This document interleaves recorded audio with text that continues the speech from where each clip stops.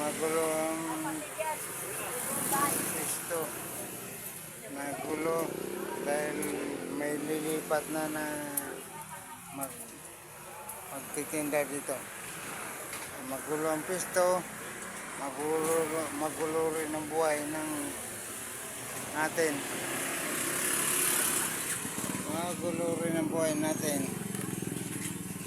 Magulo ang pisto. Pero sige lang. Kaya natin yan. Ayaw pa naglinis kanina. Para mag-pisto lang tayo. Dito na, dumating na ng babalot. Nakatabi ko.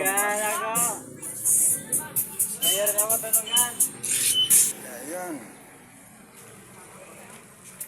Magulo ang buhay, magulo ang pisto. Natawa si balot. Marumi. Marumi ang pisto. Ano? Dahil magulo din ang buhay namin. Magulo ang pisto, magulo rin ang buhay namin. Pati ang mababalot. Hindi na gulo, maayos naman. Maayos naman. Diba? Hanggang ano lang.